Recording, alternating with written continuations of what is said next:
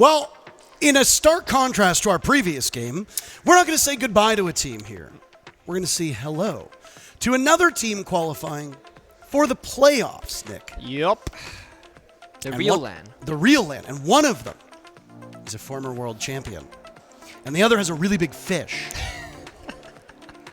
Team Bleed is going to go up against FURIA. If you are new and have not tuned in, the World Championship, dare I say, dynasty-forming FURIA, hopped over from the organization known as W7M, who have picked up a new roster in Brazil, and under the mantle of FURIA, actually came a little bit close to not qualifying for this event. Oh, yeah.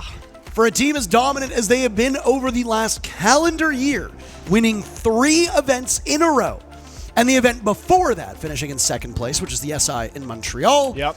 It was a surprise to see FURIA enter as the 3rd place seed.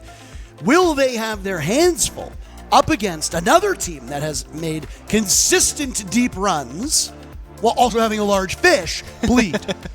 I think the big thing for a team like FURIA, when you start winning as much as they have, is that you need pressure to perform and things need to matter for you to give a damn. Because when you're just playing online for qualifiers, whatever, it's not a big deal. It's about the major. It's about the grand stage, for the crowd, the grand finals itself. So I think for FURIA, the longer this tournament goes on for them, the higher the risk, the bigger the stage potential, the better they will perform. So I think this right here will be the best we've seen from them in 2 months since we started Stage 1. I mean, they are a team that does excel on LAN, and they made it to this point by going undefeated. 2-0 for FURIA. Yeah, 8-6 victory against BDS. Not the most convincing, but that's how they started out a bit slow. Played Scar 7-4, more convincing. I mean, it's not like BDS have lost, right? it's not like BDS have lost today. No, right? no. They didn't lose to a South Korean team. No, they would never. They certainly didn't lose to PSG Talent. No. Oh. FURIA's record over the last 14 months has been exceptional. 15-ish, 16-ish months, depending on how you want to quantify it.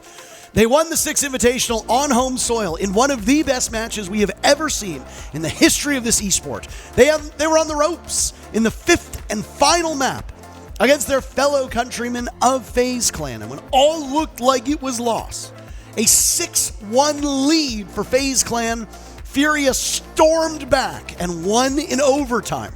Not just to defeat FaZe Clan, but to win their first world championship on home soil.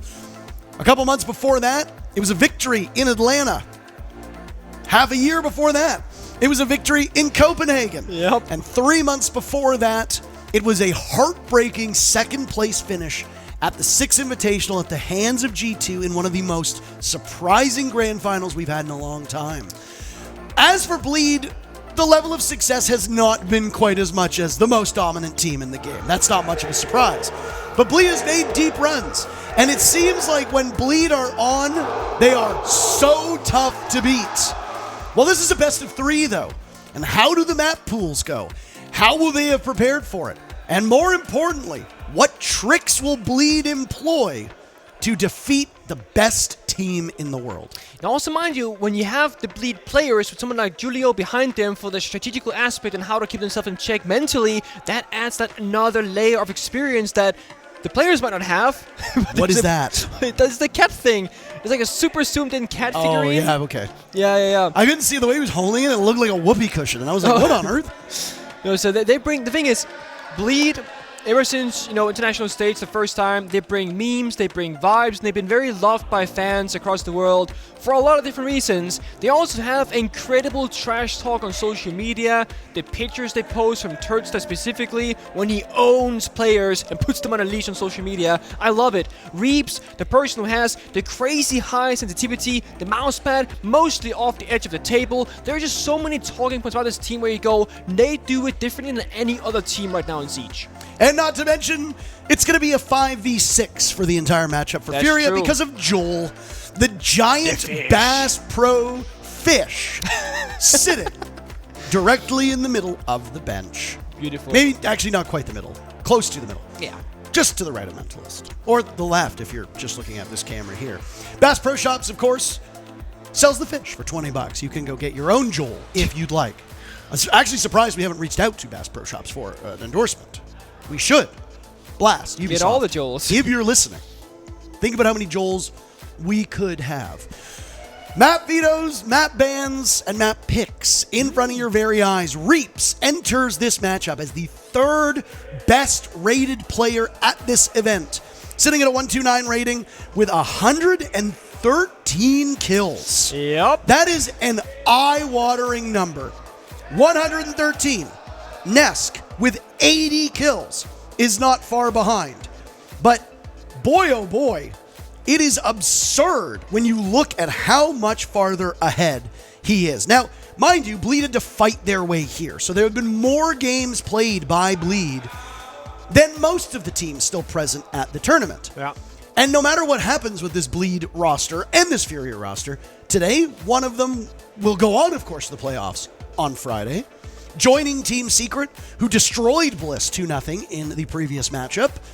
But both of them will still live to see another day. They just simply will have to try and fight their way out, and I think it's 2 days is when their next match would be. I think so. I don't have the schedule in front I of actually me. don't exactly know, yeah. Well, it's not today, that's for sure. Chalet and Consulate are the two maps that you will see guaranteed, with Cafe being the decider. Now, we just casted a match on this channel, and these are the same 3 maps. The only difference is that Consulate was the tiebreaker, and now it's Cafe. But no matter what, they're going to start on Chalet. What does this mean for both of these teams? So, speaking firstly to how many maps that they've played from the side of Bleed, they've played, what's the magic here? They've played 5 matches, so to speak, 3 best of 3s and 2 best of 1s. They've played 7 different maps already. Compared to FURIA, they've played 2 games, 2 maps. So 7 versus 2, the issue for Bleed is that they've shown almost their entire map pool, so whatever FURIA will do right now, they'll have footage on them, with one exception. Bleed, they have picked Consulate, one of the only 2 maps they've not shown so far. They've saved it for this matchup to surprise FURIA perhaps, but FURIA will know how they'll do it on Chalet, and they know how they'll play as well on Cafe. And FURIA, being the team that we know that they are, I do fear for Bleed, but frankly, I fear for any opponent up against FURIA, because they are the best in the world. Chalet's been played 4 times at the start of today, a 5th time, as we just saw it get played in the match of the Unite cast of E1 versus CAG. And it's a very defender-sided map. Of all the rounds played, 62% won by the defenders, 38% by the attackers. So, you have to see who jumps out to an early lead here. Could it be a quick 2-0 for FURIA? They are the world champions. They have looked indomitable. They have bled at home. And they've dropped a little bit of blood at SI. But other than that, this has been a team that has been unable to be stopped. The community sure thinks that they're going to be the victors. 74% of the community thinks it'll be FURIA. 74 isn't actually that impressive, I think. I feel like it's almost like favoring Bleed here. 26% for Bleed? I know, Are but you nuts? Listen. It's not that one-sided. Come on. No, I mean, for the standards that is FURIA, I mean, okay, Bleed, they got the hype. They've shown they're a good team. They've done really well this event so far. But we're talking about FURIA. For God's sake, like that's like a 90 to 10, I feel like, in my book. But anyway, I love the fan support. There is some belief here that an upset could happen. Reap says, Hurts, I'm waiting you in some random corner. All right. The threats are coming out. Go find Reaps first. So, Alberta bans FURIA. Opt for the Monty ban. Bleed, of course. Demos, gonna slow things down a little bit because FURIA can get so quick on the entries on Chalet when it got something like a Lion, a Jackal, Dokubi, a Demos, hunting down those players for opening picks. Second ban for Bleed will be Maestro, actually. Very abnormal operator to ban, actually, on Chalet. Most teams are just playing out the Brava, play out the Dokubi, you know, as direct counters. A Flores, for example, works as well for self-destruction. Normally, Maestro isn't a huge issue, but if you want to open up the flexibility of your attacking lineup, it can work quite well to remove Maestro from action. It's no longer going to be a worry. FURIA, they ban, I don't want to say the same operators, they're relatively flexible, but they do love to ban the meta operators. So we're talking the Monty, the Solace, the Fenrir, the Valkyrie, for example. Operators like that every single team can bring on the majority of bomb sites. FURIA themselves can play pretty much anything. I mean, they're not the biggest shield team, they got such great gun skill, but they can play the majority of operators that are needed in the current given meta. Well, these two teams will go to war. A surprise that Bleed is one of the first 4 teams to go undefeated at the start of Phase 2. Will they do something that Bliss was unable to do in just the matchup that transpired earlier? Will APAC have representation in the playoffs? Right now, there's a very high likelihood that it will happen. But it might not happen today. Good chance it could be both FURIA and Secret as the 2 teams clinching their spot for Friday. We will obviously await the results ourselves. As FURIA starts on defense. Can't swap off these operators, but Bleed certainly can, and they're going to blow up their composition. Speaking of APAC, I actually think we're guaranteed an APAC team at the main stage, because I believe PSG Talent plays Bliss next, because Bliss lost, right? So I think that, because they're both on 2 wins, one of them will advance, actually. Anyway, APAC doing really well this event, and I think that's why there is that 26% behind Bleed, which I think is pretty high, because, again, FURIA matchup, but Bleed, they have shown that they can swing with the big boys at this event, taking down ITB, taking down PSG, who beat BDS earlier today. That's a pretty big deal. They beat CIG, they beat SSG, they beat Fearx. So Bleed have played against a lot of different playstyles on a lot of different maps. The only thing for Bleed that might be a problem later on is exhaustion. You play all the time, all day, against so many different teams on so many different maps. Your strat boot is going to be running thin at some point because you've shown most of your usual approaches. I like this first setup here, the Blitz.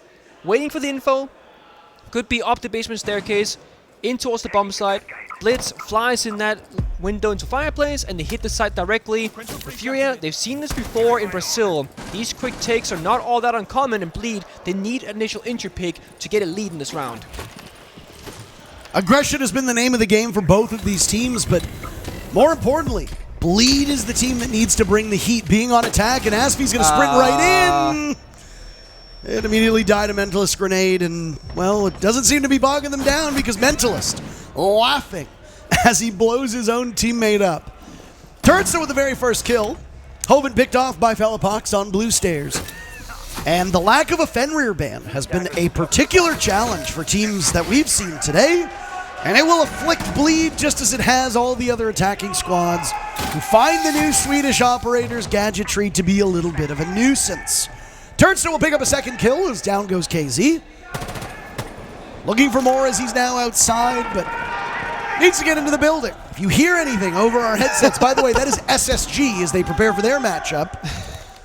They'll be playing on the mainstream up against Team Liquid. The loser of the SSG Liquid match goes home. They will be joining E1, who just, unfortunately, was eliminated, the first team in Phase 2 to not make it past today.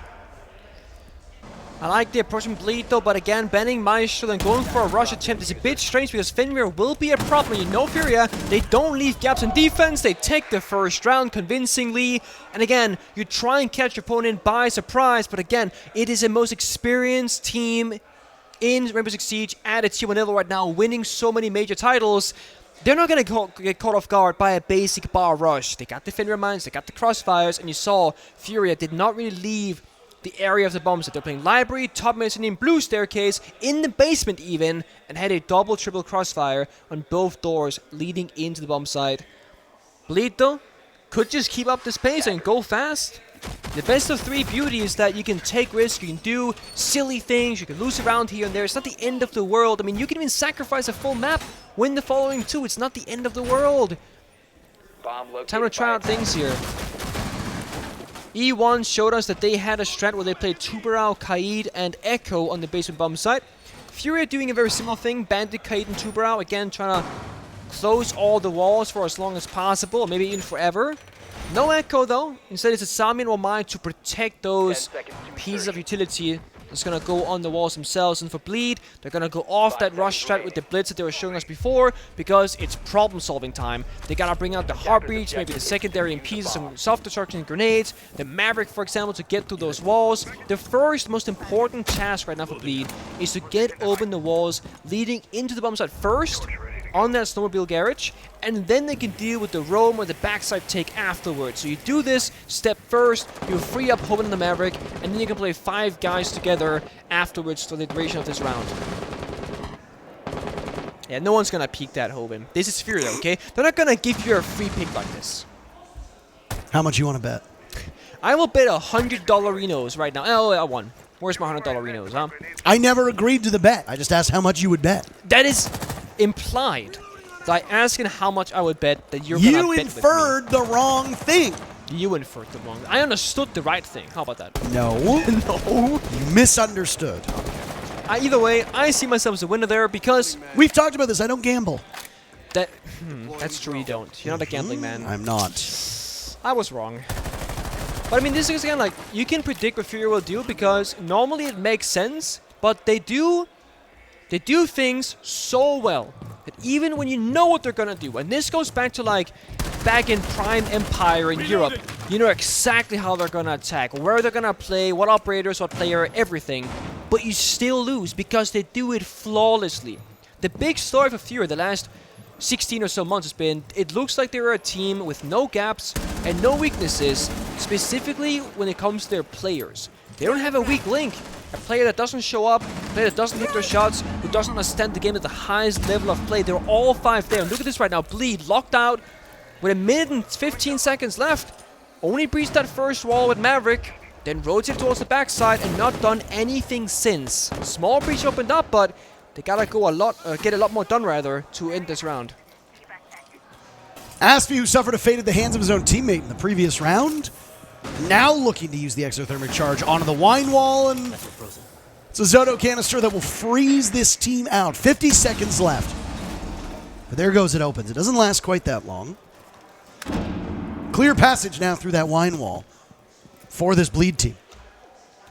See, 35 seconds rather. There is 1, 2, 3 C4s actually inside of FURIA. So when they start entering the building, C4s can come flying out. Of course, Philippox on the Asami has a bit of coverage in the middle of that bumps up that A chassis. Bleed gotta open things up here, and FURIA is flanking as well. Aspie's getting the diffuser down. Do they know this?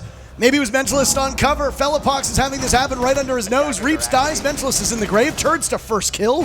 Hoven with 1 as well. Both of the kill getters from Bleed. Last 2 alive now. It's Philippox to die. Herds throws out a Nitro Cell, but there's nobody in the area code whatsoever. Now he'll take damage from Trench Door as he inches his way up. Can't deal with Hoven. Turns to dies to nade as he unsheaths the TCSG. Now a drop from Hoven as he circles on by. Tucked into the corner is Herds. Nade swinging, and he flattens Hoven.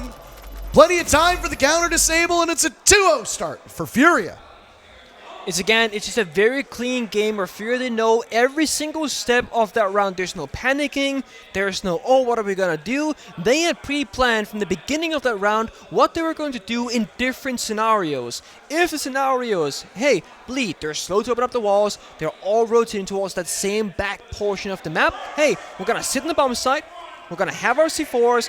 While that's ongoing, we're going to have 2 players flank above and take back kitchen control and find kills. And they do that. We saw the players on the bomb site not even reacting to the plant going down. They didn't have to.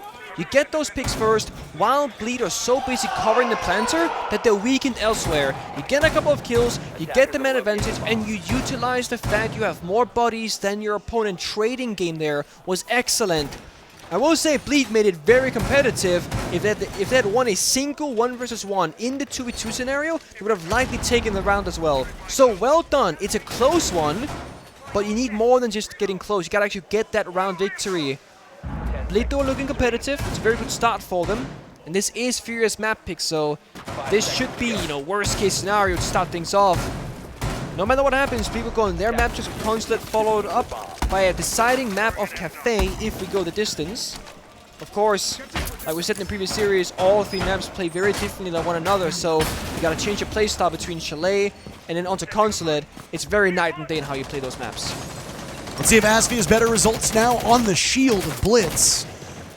As, well, we saw what happened in that very first round. Mentalist does not have access to grenades, so at least that problem's been fixed. He turns to will make his own way now downstairs, being droned in, making sure that there's nobody playing at this angle. The Mira immediately ejected. As Turdsta's breaching round gives a small window into the setup. Got to keep picking away at all these defensive lines set up by FURIA on this kitchen defense. Curious what Ashley's plan is here. You got Capital and the Blitz and the Ying to follow as well, so you can go fast into lobby, trophy window, West main windows as well. And Ashley's gonna jump in. They're gonna approach the bomb site. And they're gonna keep going though. Blitz, where's the backup though? Flash goes out. ADS has missed the gunfight. Again, FURIA is so formidable in the 1v1s. Hoven's been downed as well. JV92 finishing off. The shoulder of Turdsta shown, and Fellapox makes that look relatively easy. All the while, the third best rated player at this entire event held off the score sheet on an upside down rappel. He and Mentalist 0 kills between the two of them through these 2 rounds. Mentalist, that's understandable, but Reaps, usually one of the first in. Mentalist cut off a wire, and it's all up to Reaps. Outside, 5 players of FURIA will now compete for this final kill. What went wrong? Well, let me tell you, Parker. Asvi goes in, good. No follow-up on the Blitz, bad. So Blitz goes in, that's the win condition, but he loses the individual 1 versus 1 gunfight, and with that the entire round goes out the window because there's a lack of follow-up from Bleed. They're lacking that team play. Reeves has to be there. Mentalist have to follow up as well. It's almost like Asvi's going in, Turch behind him, and that's the end of it. Reeves knows there's one now behind that trophy case. No fire. Inside of trophy room. But yeah, no fire. What is he going to do, smoke him out? I mean, it's possible. They'll tear some strips off of Reeps. KZ shows himself, and it's a flawless end to the round after Reeps spent about 30 seconds killing time admiring the beautiful sights on display in Chalet. 3-0 for FURIA, and a great start for the defending world champs. I think Bleed, they've been trying to play this kind of cheeky game of we're going to do silly stuff, and it's not working out whatsoever. Okay, there's a timeout. I was going to say, either you take the tactical timeout and you say, guys, let's stop the silly stuff, go back to basics, or without the timeout, you just say, okay, that's not working, let's change. Because you've tried it, it's just not the way forward. And Bleed, they can play a more, I would say, normal round of Rainbow Six Siege, where you go through the first step, second step, and that final third step, where you will roam clear into setup, into execute. We've not really seen that happen besides the basement bomb site, and that's pretty much because FURIA wanted them to just come towards the bomb site, stall them for time, then lash out. So up until this moment, Bleed, they've been playing the game that FURIA wants them to play, instead of playing their own game. And I also think that's why we're seeing Reap struggle, because he's not in a position to thrive and do what he's supposed to be doing. They're trying to force this awkward way of playing that doesn't seem like they're all that comfortable doing.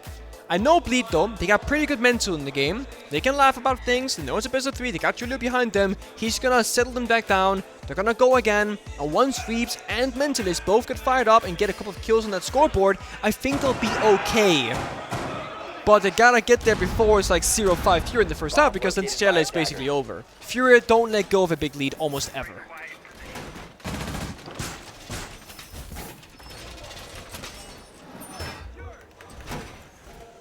Well, a troubling spot for Bleed to find themselves in. But if you just go by those numbers that we talked about, it's a defender-sided map and it's FURIA's map. So a 3-0 start is not something too abnormal. 10 seconds to insertion.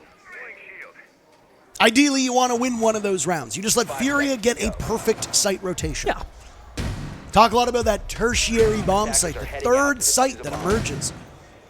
Well, when you look at a map like Chalet, Wine and Snowmobile, that bottom bomb site, has the lowest win rate of the 3 main sites played. But there really isn't a tertiary bomb site. Here are the numbers. Bar Gaming has been played 13 times. Wine Cellar Snowmobile, 12 times. Bedroom Office, 11 times. Kitchen Dining, 9 times. All of them have positive win rates for the defenders or are tied. Oh, okay. The lowest win rate is that Wine Cellar Snowmobile, and it's 50-50. So there really isn't a tertiary site, number 1, and number 2, there really isn't a good site for the attackers. A 6-0 half for the defenders is entirely possible on this map. Especially with FURIA. I mean, let's be honest, FURIA, back when they were W7M, they redefined how teams played Chalet at a competitive level by, instead of closing off all the walls, they would open up long lines of sight, deployable shields, and challenge you on the entries in towards library and stuff like that. And it's how most teams play Chalet right now. Well, they started that. So there is a lot of history to be had here for FURIA's side. They got an incredible amount of knowledge about this map because they're able to redefine it. Bleed, they've been slowing things down. No funky operators, no risks being taken. They are doing that basic 1, 2, 3-step siege. Step 1, roam clear from Master Bedroom on towards Office, as they're doing right now. And then, of course, you stare down the barrel that is top blue and mezzanine. That's going to be the big pain point for them. Step 2, clear out this library hold. And then Step 3, hit the bomb site. The issue is Step 2 is very difficult, okay? Clearing out KC above with Hertz is, for some teams, an impossible challenge to overcome, especially without a Capital, without a Grim, because Fleet, they got flashbangs and guns blazing, and that's all they got in this round. Nade's going out for Mentalist as now there's a run out from Big Garage. Fellapox needs to reposition quickly, but he's greeted by Reaps. Finally gets on the board. Furia gifting a kill at this point to Bleed, but Mentalist must be retrieved. JV will reposition himself if there's a quick hop in over towards that library window. Aspie in position to pick up Mentalist. Big advantage for Bleed, but here's the greater issue. Look at the clock.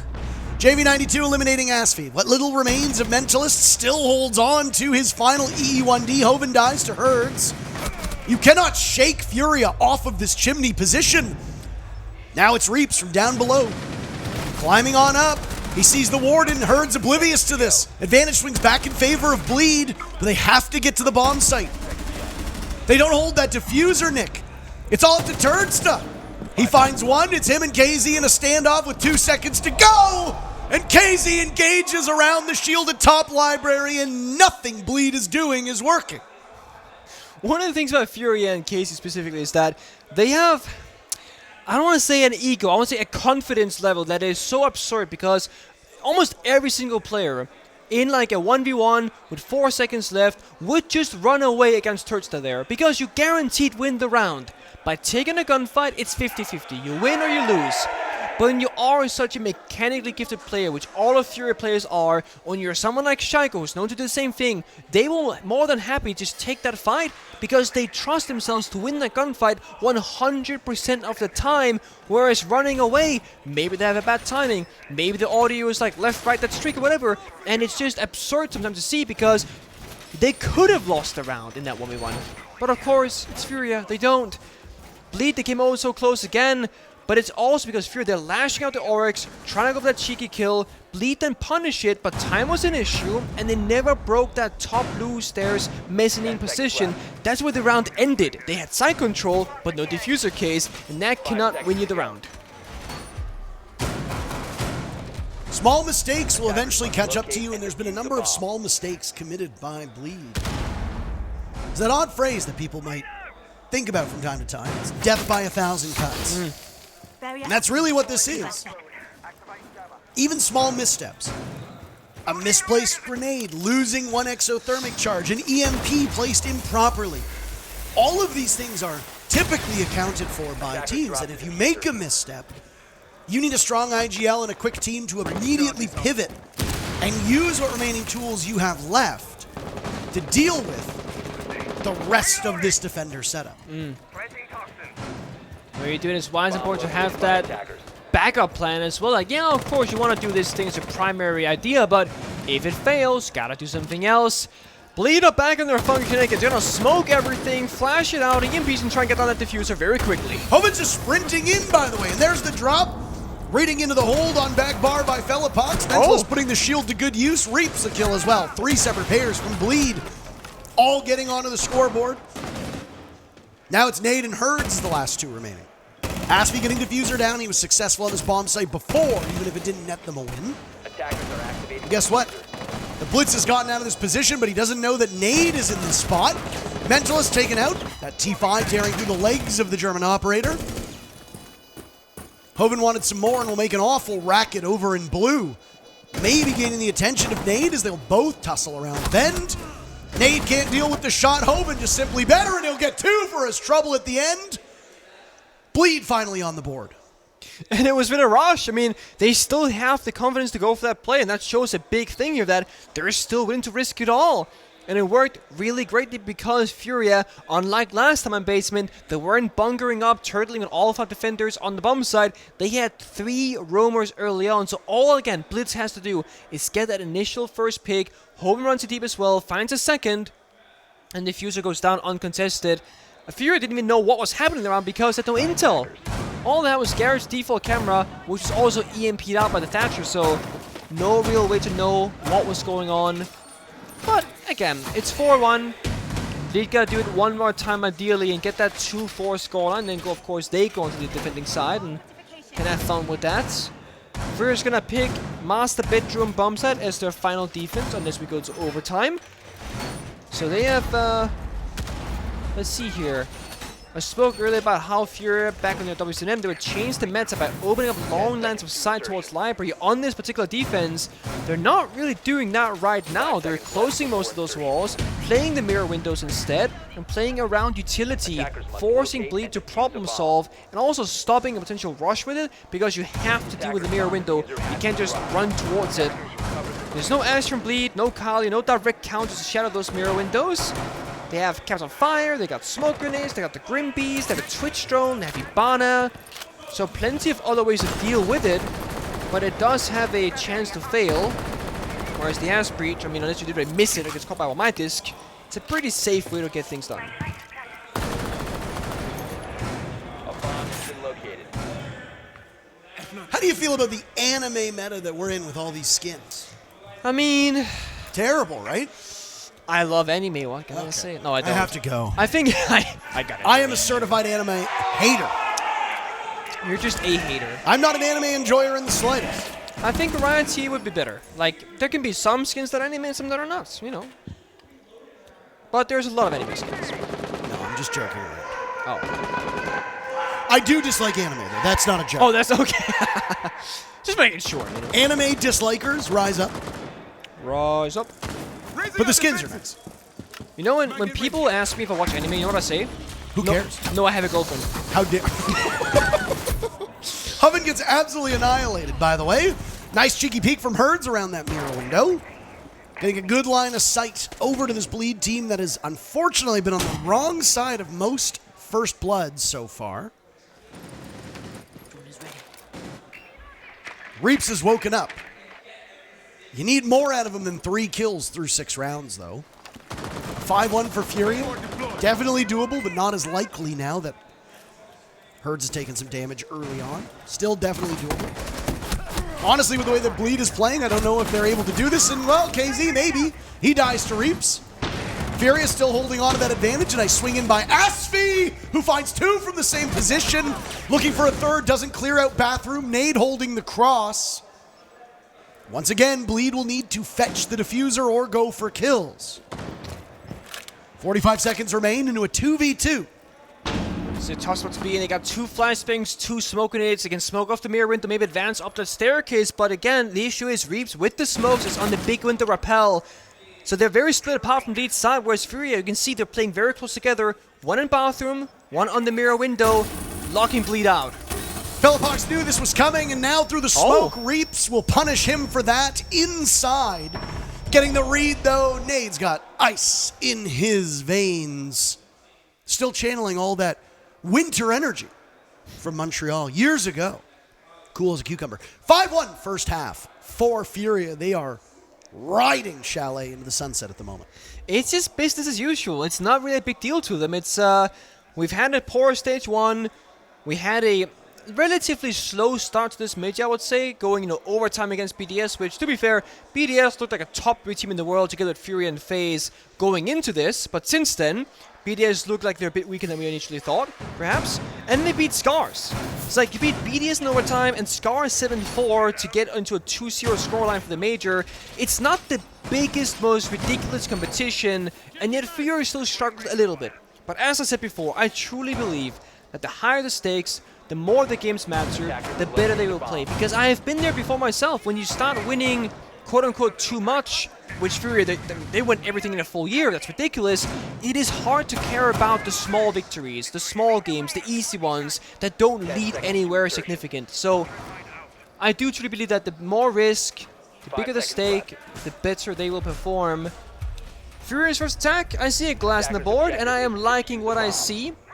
Philip, okay, the glass is playing claymores.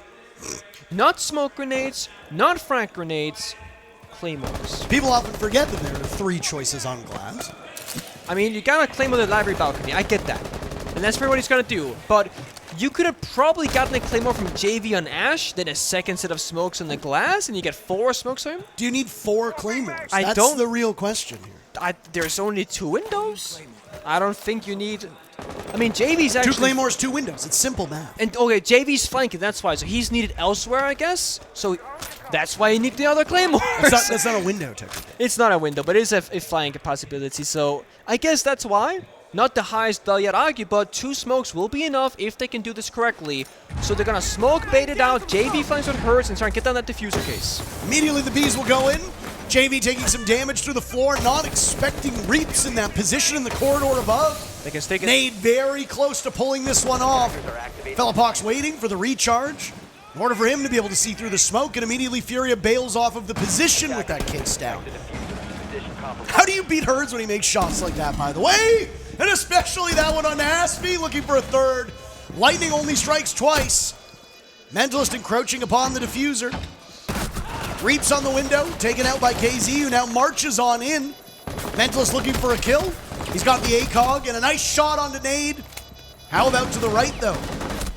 KZ taking damage, but it's turns to finished off, and Mentalist will join him in a casket deep in the ground, maybe a shallow grave. The soil in Chalet, frozen enough. This is a quick one for Furia. Bleed rolling over on this map. 6-1 for the world champs. I am such a Furia lover, but it's like they play such a high level of siege that we don't see from basically any other team in the world. Maybe FaZe sometimes, maybe BDS sometimes, as mentioned earlier, but they are so damn consistent in how they play the game. They understand it perfectly. So they do a very basic execute. Thermite glass on the primary breach. Open it up. Smoke goes out. When that happens, Bleed is gonna react to the bomb site. Then JV will be very loud from Garage, make a bunch of noise, and he will die basically for nothing. But he buys enough time and space for Furia to get down the diffuser. And he sells himself as, oh, guys, I'm the flanker, watch me. And Hertz was on the trench door the entire time, not swinging, not taking a gunfight. He was going to be the second backstabber, because most teams only send 1 player. When you kill that flanker, that's it. Then maybe way later in the round, a second person will rotate over. But Furia, they do it off pace. They already have that second player in position, so when they don't expect it, Hertz goes in. He gets 2 kills, and again, Bleed, they gotta look away from the primary breach, look behind them, deal with Hertz flanking, and then look at the breach again. So they're constantly flicking back and forth between 2 different pinpoints on the bomb side. Most teams just don't have that depth, that second layer to it, and it's beautiful to watch. And it's why it works so well, because Hertz found the 2 kills, the postman was immaculate, they're far outside the building with a glass. What can you do if you Bleed there? The second the diffuser is planted down, it's game over, or at the very least round over, and that's match point.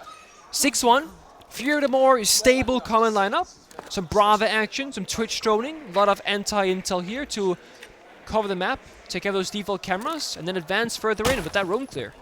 I don't want to get too ahead of ourselves, but boy, these teams, both Bliss and Bleed, did not look like the results that they would receive so far today. Obviously, Bleed could turn around this map and with it the series, but there have not been a lot of promising signs. I don't want to be negative, but it's like, I will just say that I don't think they can. This is just, they're being outclassed and shit. I think they can take it on Consulate. I think Bleed can do stuff on the second map, but right now, Furia is like 2, 3, 4 levels above. Terrible amount of noise upstairs as some remodeling is done on this multi-million-dollar chalet in France. Snowy beaches of France. The smelly beaches? Snowy. Oh, so, okay, I was like, what? How did you hear smelly? I don't know. Snowy beaches of France. During the E1 matchup that we just watched, by the way, ooh, nice shot by Aspie as he goes for the vault out, Hertz trades back. We talked about how good this team is across the board.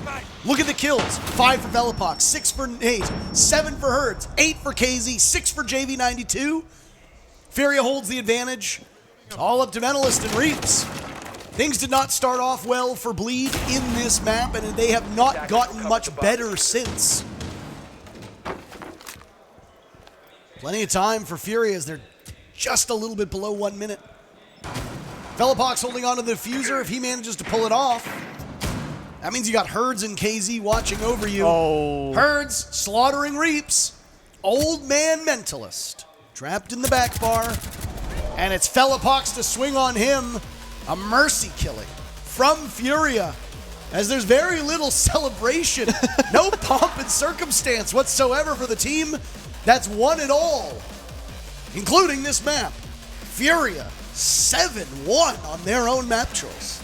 Yeah, they know it's just like, again, another day in the office. That's a classic Chalet for them, where they looked like they're in the driver's seat for the vast majority of those rounds. But again, you said it, the big thing about FURIA overall is that they have 6 kills on the person with the lowest amount of kills and 8 on the top. That's a difference of 2. Before this matchup, they had the exact same thing happening as well statistically, where the highest rated player was +4 and lowest rated is +2. If you look at the opposition here of Bleed, they have a very different story. Reaps is +43, and Mentalist is -20, a 63 difference, unlike the 2 difference on FURIA side. Well, will this be a quick 2-0 for the Brazilian teams? Business looks good so far for them. Can they keep it up? We'll find out in just a couple minutes.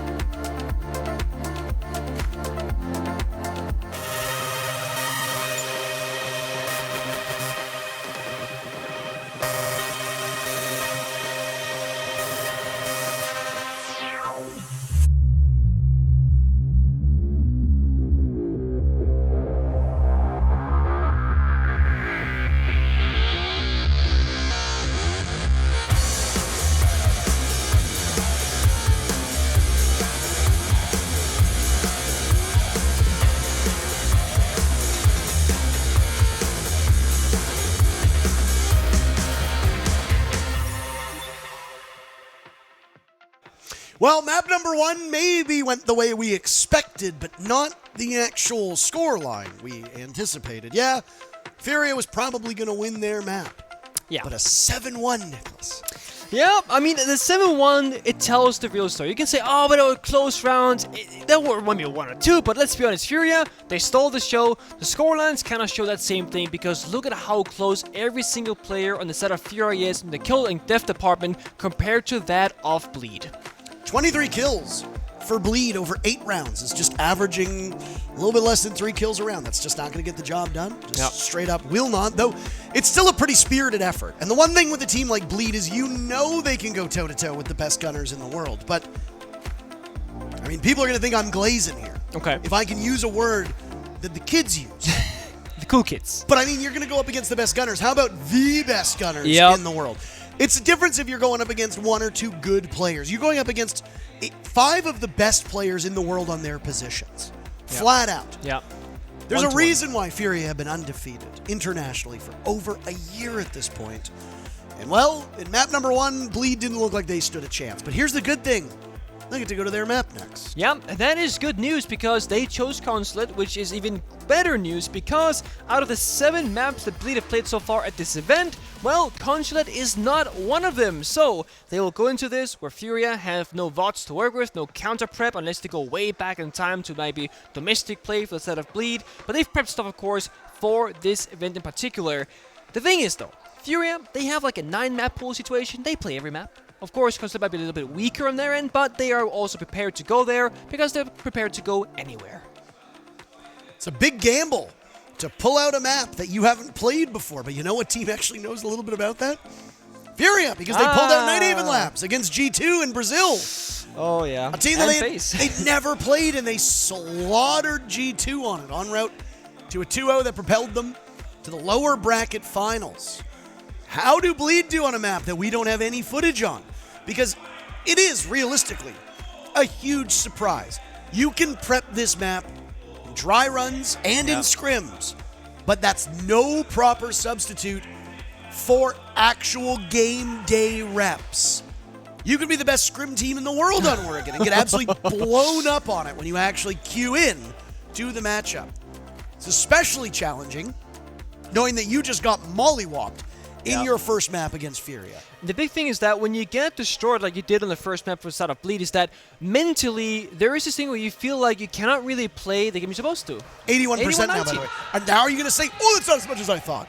I mean, I was thinking 90-10. I mean, and I said it before, 90-10, but we're getting there. Okay? We're getting there.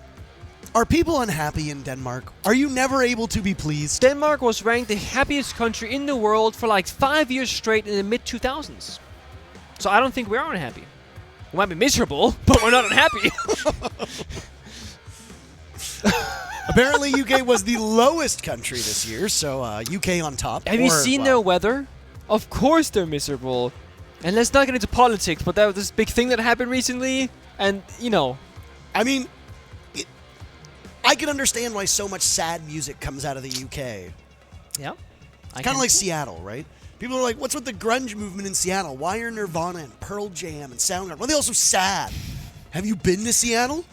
You don't get to see the sun for 10 months of the year. Oh, God. It's the same up here. No sunlight. No happiness. Only misery. Is nothing gonna change, really? Oh, okay, there it is. Oh, FURIA benefited here. Almost all my family, by the way, is Scottish. I'm allowed to make jokes about the English. And I have, like, some ginger in me, so I feel like I might have some deep roots here as well. Possibly. I mean, in your case. In my case. The amount of Swedish slander I heard when we briefly lived in Copenhagen. Oh. Ask a Danish person what they think of Sweden, and oh boy. Well, you know, we got our problems with each other. Ask a Canadian what they think of America. Yep, same story there. Ask a Kiwi what they think of Australia. Which, by the way, is not a real place. Okay. Australia is not real. Oh, okay. Australia is not real. Australia is a bunch of Kiwis, all memeing around on the internet. That's just how it works. Okay. We queue up for a big question mark. Bleed on Consulate. Do they pull this off? Can they claw back and force a third map, or will it be a quick 2-0 for FURIA as they march their way towards yet another playoff appearance? If you want to call yourself a dynasty, yeah, I mean, you got to win every event in a given year, but how about a 4th event? Yeah, I mean, I would argue that their dynasty has only just begun. If Furia, they get beaten here, like let's say they make top 8, they go out in quarters, their dynasty is basically like over, so to speak, right? They have started their chapter with this massive, incredible performance for a full year, but now they have to maintain and see how long they can go for.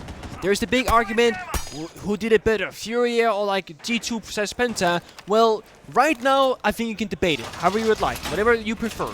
But if Furia keep up this kind of dominant performance for much longer, they will objectively just be the better team historically in Rainbow Six Siege, period. And it's 9-year lifespan. Let's see what they can do here in Consulate though. First round starts in a pretty normal fashion where attackers, they're on the rappel outside and trying to get inside the building, which can prove troublesome at times. Hurts with the previous C4, waiting for the sound cue of someone entering in, but Bleed are expecting a run-out possibly. So they're watching that main lobby door instead. You see it right here it is. Come on. See the lineup, show us. For all our us ranked enjoyers, does it work? Ah, it goes wide. Turnsta is indeed a ranked enjoyer. I think all of Bleed are like ranked heroes, like they're crazy cracked. Well, they've also played in front of a live audience, so not just ranked enjoyers. But definitely ranked enjoyers. Honestly, with how this match might play out, I think rank could be parried for it because it's going to be a brawl all the way through where you're just going to find you everywhere. Consulate and Oregon tied for the 3rd most played map, trailing Clubhouse and Nighthaven Labs, who are tied for 2nd, and then Bank. I know people are going to be like, actually, technically, that means Consulate and Oregon are tied for 4th. I don't really care about your numbers. Just talk about the fact that in terms of map plays, it's tied in 3rd place. And would you believe it? 65% of all the rounds played have been won by the defenders. So yet another defender-favored map. Furia gets to start on the favorable side in that case. Safe to say that the first couple rounds will set the pace for the entirety of this match, Nick? Yeah, I would say the first couple of rounds certainly does. And there we go, they try and plant, they get shut down. Again, Furia in full control, even Bleed try and go for that execute. And what now? They've used their fire, used their smokes, and are losing players every single second right now from the side of Bleed. First kill comes out for Bleed. It's Mentalist killing Herds. Hoven's still in this position to go for the rappel on in, but it is not safe for him to do so in the slightest. Nice kill by KZ. Reeves thought he had something, but he comes up empty-handed in that one. Attackers drop the diffuser. Down goes Hoven as well. Everybody getting slaughtered across the map. Bleed looking like a team of individuals. It's Mentalist to try to get back even close to the bomb site, and KZ does not allow him to do that in the slightest. A nice finish from Furia, and things continuing apace for the Brazilian team. There is one oversight that I had when I spoke about Bleed going to their mapping of Consulate, is that when you pick a map in professional play, the opponent chooses the starting side. And the big issue with maps like Skyscraper and Consulate is that it is just such a defender-sided map. We're talking 70 to 80% sometimes when some teams they play it. You have to start attack if you're Bleed. So you might like this map, you might think you're good on it, but you need to go like 2-4 or 3-3 on the attacking side to have what I would say a realistic way to win. So you have a lot of rounds ahead of you, sure, but they're going to be very long and very difficult to find any wiggle room in on the attack because Furia, they are known to lock people out. We talk about star players, for example from Bleed, Reeps, sitting like 113 kills or whichever, how many it was. He is being locked out on Chalet, not really finding success. Furia, they are great at shutting down individual performances because they don't put themselves in weak individual spots. They always have people nearby, a trade going, a crossfire. So the only thing I think that is great for Bleed is Furia ban Defendwear. This allows Bleed to get more into the building without that big issue of being nearsighted. But if they're playing from the rappels, trying to play utility, that doesn't really matter. So I like to see from Reeps, get in quickly, get a bit of map control. But the issue is, this is not like a super active roam game from Furia. They're playing Maestro, Warden, Clash, Kaid, Aruni. This screams we're gonna play near the bomb site. Of course have a soft room in the beginning, but this comes down to the site itself in the late game if you're Furia, that's for sure.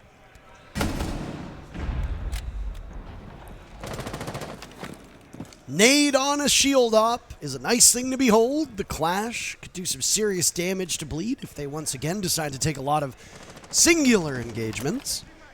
There is something to be said for spreading out all over the map, droning each other in, and then kind of pinching the bomb site, right? Clamping down on the defenders.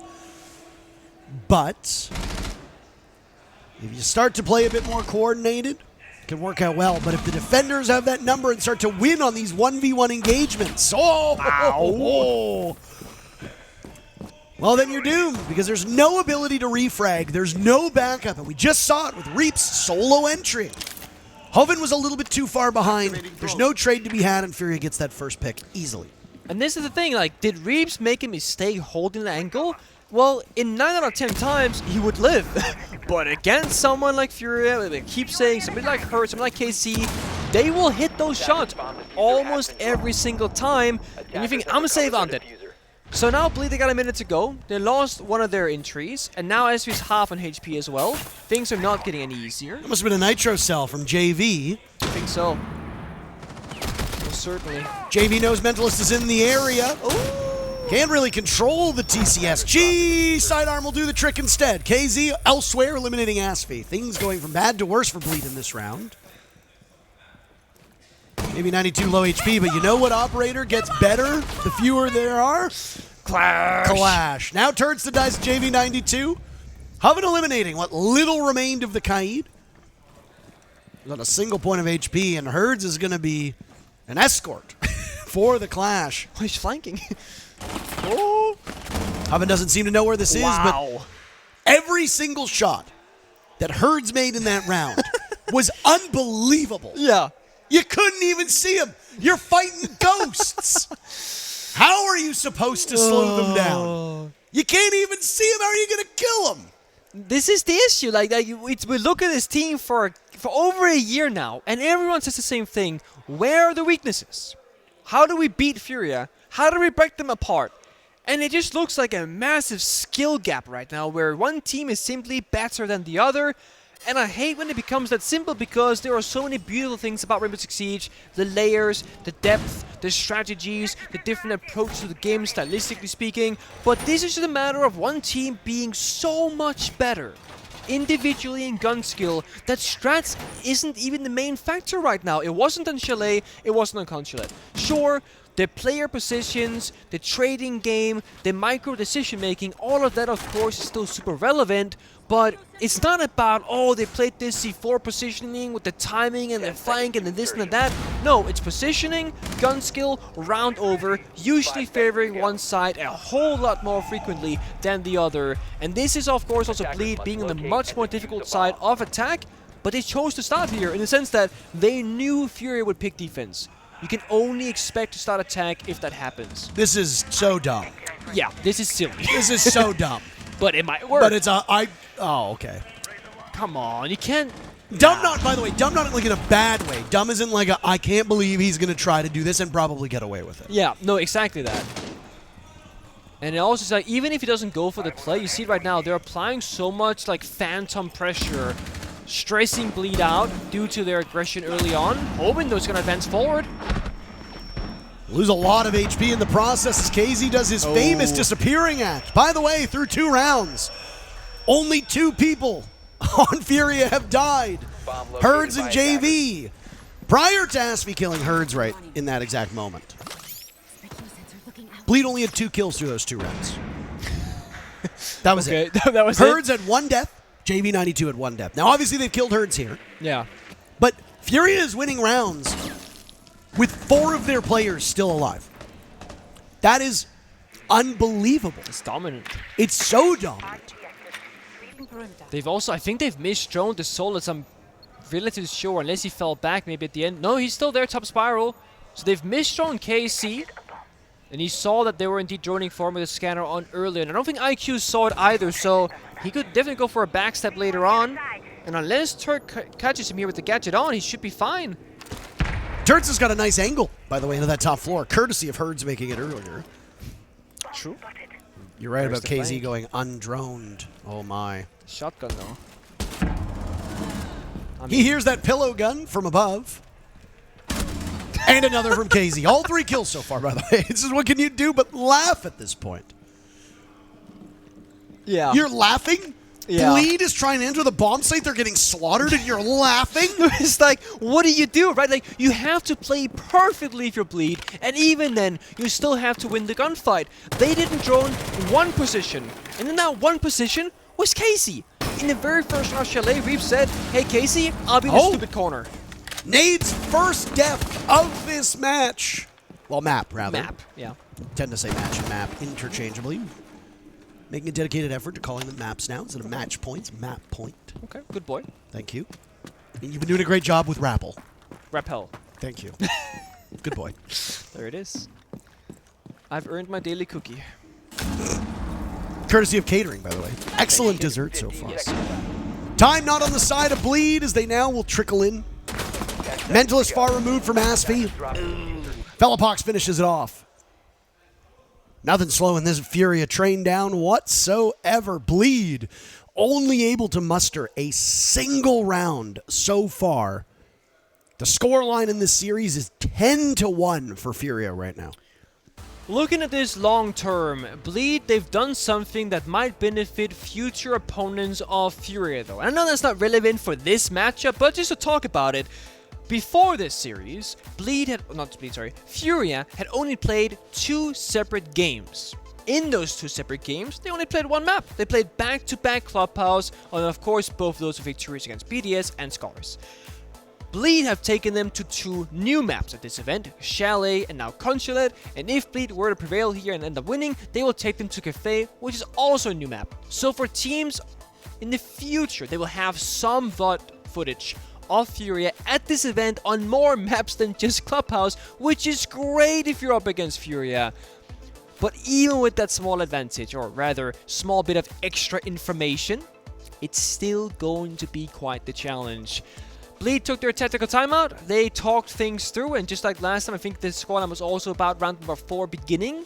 Same time, hopefully a different result. That was a perfect rotation. Yeah. For Furia in map number 1, and the exact same thing is happening here. Just a brief update as to what's going on the mainstream. If you're not watching over on twitch.tv/rainbow6, you might be wondering what the score of the Liquid SSG game is at. So spoilers inbound. SSG was up something like 5-1. The Liquid stormed back and won it in regulation 7-5. The loser of that matchup goes home. Do you know the map? I have no idea what the map is. You never know the map. Just the I don't care what the map is. That's your job. Yeah, but I'm not watching the main stream. I'm watching this stream. 5 seconds left. You'll figure it out, I'm sure. Attacker's objective is to locate a bomb and defuse it. Yeah. So, after technical timeout, I like the demos here. It was brought, I think, in the very first round as well, if I recall correctly. I think trying to individually attack the players of Furia right now, so like Jackal, Deimos, maybe a shield operator Blitz, of course Dokkaebi if it wasn't banned, would be a great way forward. Just try and play for the opening pick. Weaken Furia a little bit and have more bodies against the rest of their players, because it does just come down to gunfights right now, and the fair 50-50 gunfights simply are not fair 50-50 gunfights if you Bleed, and that is a massive problem for them. So, drone goes out, it's Hoban, but almost 60 seconds already burnt in the clock, so I don't even think Bleed are inside the building anywhere right now, actually, or okay, just an admin. So, very little progress on the map. Deimos Striker goes out onto the Oryx. They now know where Fellapox is playing at, but he is not the man in the front. It's going to be JV and Nade awaiting their arrival by Meeting and Soda Machine just up ahead. Turdston reaps without a kill is terrible, by the way, for Bleed. Yeah. I mean, this is half the round, by the way. Yeah.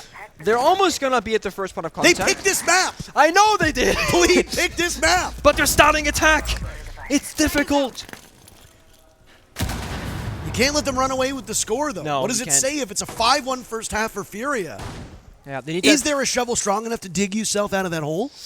You'd have to invent one, at least. I mean, it could be possible, but if it's 2-4-3-3, that's what you look at if you Bleed. Before you must dig, you must located invent by a attackers. shovel. That is true. I like that. Could use your hands, but you know. Expecting somebody to be playing this tight corner, but Nade is just skirting away from it. Smokes will go off from Asfi. Hoven, the first one down. Does he have an adrenal surge in pocket to get himself back up? It goes off. He's still down. Reaps somehow won that fight against Nade.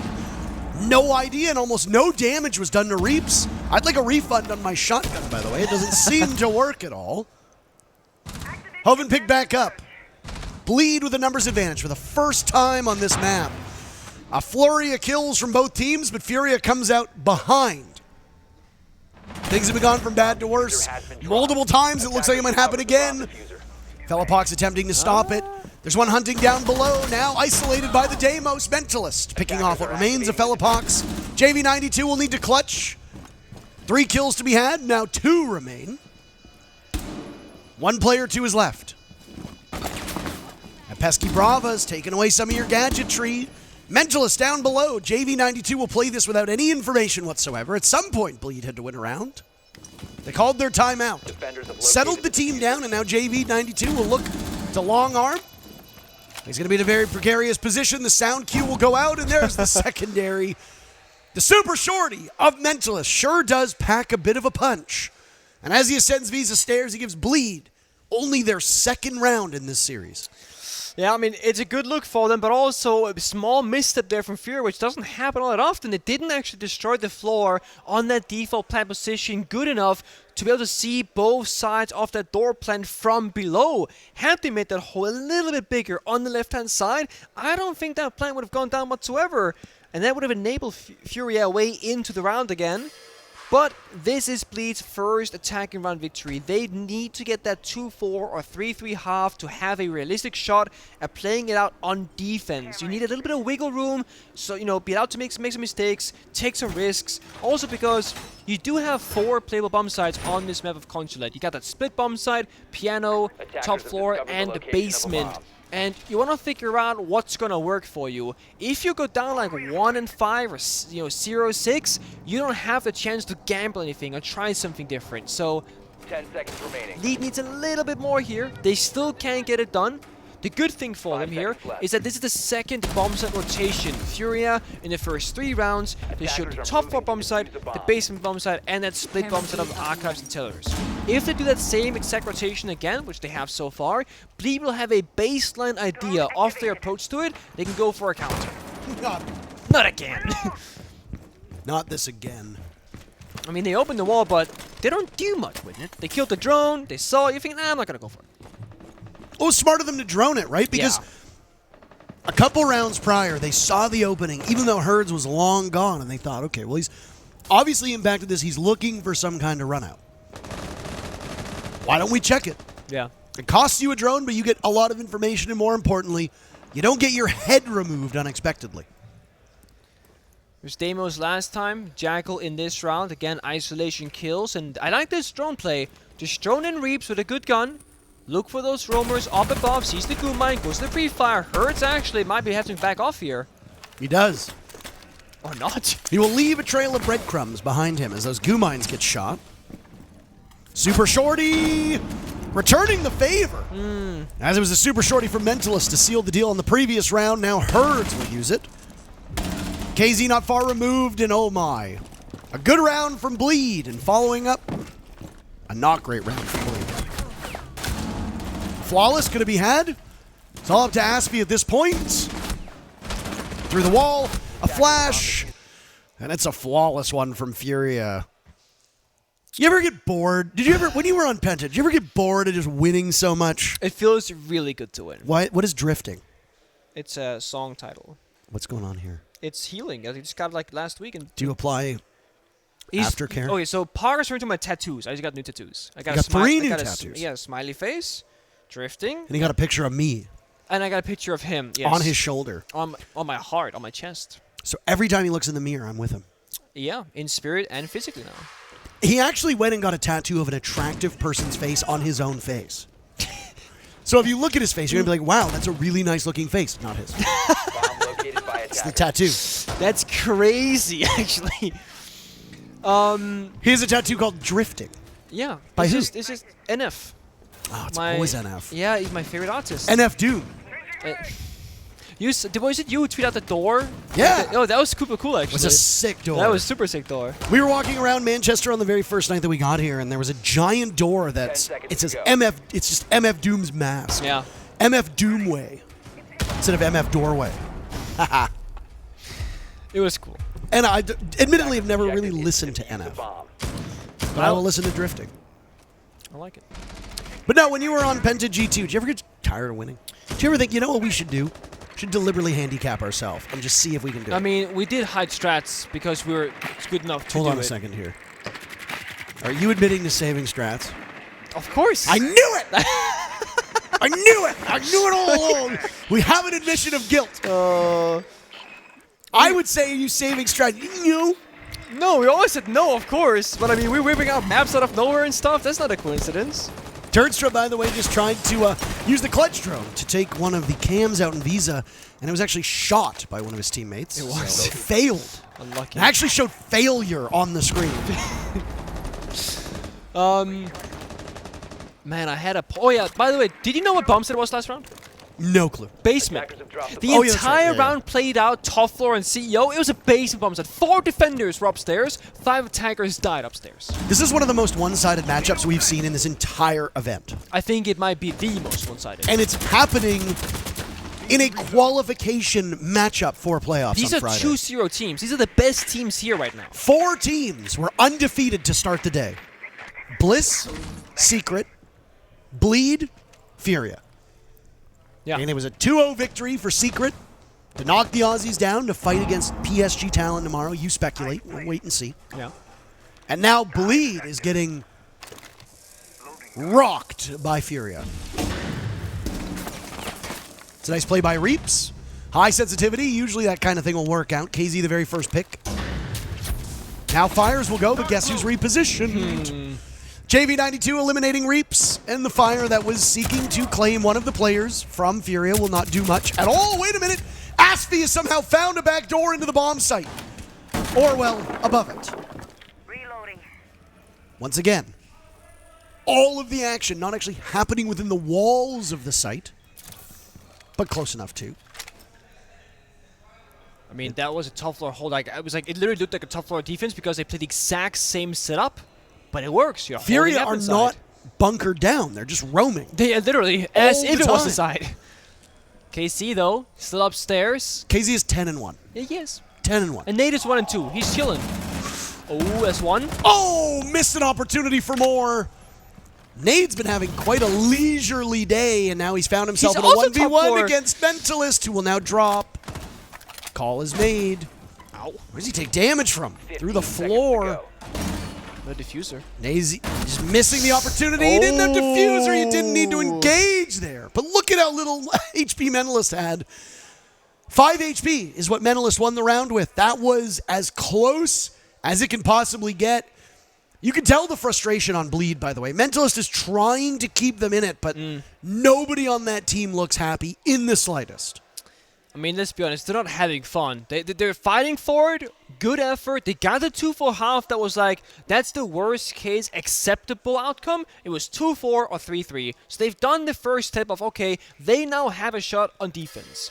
But that means defending against Furia, and you're still not going to have the utmost amount of confidence given how these gunfights are playing out so far. Like Nate previously, he was 1-2, now he's 2-3. He hasn't even been needed. Same with Felipox. It's just KZ stealing the show with so many individual kills every single round. Usually hurts and JV playing backup. For Bleed, we need to see Reeves come alive. It is one of these things where when Bleed, they play these like top teams, it's often Mentalist, the oldest player on the team, with, sure, the most experienced perhaps, but arguably the worst performing player, statistically, 5 on seconds to average. go. But he shows up, he's not shaking, he's feeling okay, and he plays Attacker's the objective rounds is to in a locate a smart bomb and way, defuse it. and that does get you somewhere sometimes. Before this, it was like plus 43 on Reeves, minus 20 on Mentalist. But right now, you'd think it's the opposite, because Reeves is not putting up those numbers. He's being shut down every single round on entry. Now he's defending. Maybe he can turn it around. Also, KZ's playing Blitz. Blitz, Amaru, Lion. Could be a fun old round here if you're Furia. This is going to be a quick one. The Blitz will look to drop from Skylight on yellow stairs. You can see a slingshot in from Felipox, who's primed and ready. Why does Amaru have 4 charges on her slingshot, by the way? When are you ever using more than 1? KZ's off to the races. He gets it down. Can't be retrieved. A potential follow-up. As there's Herds with a 2-piece. Felipox is in the sight. Reaps and Turds to the last 2 remaining.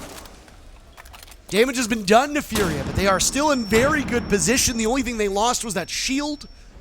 KZ with 12 kills through these 6 active rounds. 7 rounds in total now. Reaps will get flashed out of this position. Playing around, suffering a bad fate. Still alive, though. Felipox down by the gas. Nade will pull this off successfully as Herds is tucked in the bathroom. Another kill for him, but he needs to go for the reload. Turds will out-duel him in this position. It's all up to Nade. But this position, known! How does Turds clutch that one out? Oh! You are 4 and 6. Maybe do that when you're ahead. Furia lose the round. A big win for Bleed on their very first defense. And also, that was like a mortal mistake there from Furia where they look vulnerable. They did not play the 2 versus 1 correctly because in a perfect world, the Lion will hide where the bomb is planted down, and the second his teammate of Hertz gets in, or whoever it was, sorry, gets into that gunfight, you swing together 2v1. But the IQ got injured, then they swung, and Turd actually finds 2 1 versus 1s. A great flick, a great shot, but still a slight mistiming from Furia that normally doesn't happen. That buys Bleed so much mental space though, feeling like they can fight back. Reeps got 2 kills. Turd got at least 2 kills in that round as well. So now they can match them 1-1. They're starting off strong on the defensive side. Sure, Furia they rushed, went for a quick one, they played aggressively, they lost whatever. But the mental side of things, Bleed needed that so badly because now the fraggers are actually fragging. The only thing missing now is Hoven. So once Hoven's in this, and this could be his round, we got an actual 5v5 where every single player is fighting it out every single round. Hoven's playing Mirror, he's got a C4. Asvi on the Mozzie, not something that we see all that often these days. A very underpicked operator. Received a couple of nerfs, of course. No shotgun anymore as a secondary. No zoom scopes on the weapons. Only 16 bullets in the only the smallest amount of bullets in the SMG in the entire game whatsoever. Mozzie's had it rough the last year or two. Oh, that's the proper payment though for the mute Mozzie meta that we had to endure for so long. It's just like if Ying was never meta, I would be happy with it. Personally. Yeah, I can but see boy, it oh again. boy, will I abuse the hell out of her in rank to climb. You gotta do what you gotta do. Play the game. No honor among thieves, and I want to steal your elo. So That's a fair that's statement. how it works. And all the other people also thieving for that same elo. Look at this positioning, by the way, for Turdsta. I like that. Gives you a forewarning if somebody's pushing that yellow staircase portion of the map. The C4, by the way, lands to deny a Maverick trick or a thermite charge on the exactly on the wall. So Furia caught off guard, maybe not respecting Bleed all that much because it's been so easy until this point, and now Furia gotta start working for the attacking rounds, and they're slowly losing their lead.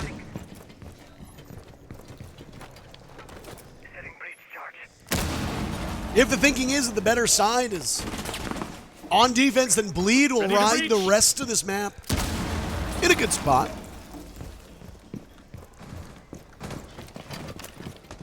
I want to see where the blitz of Nade goes. I also just want to start calling him Nadeus K. Really bad. Nadeus K. No impact tricking to be had.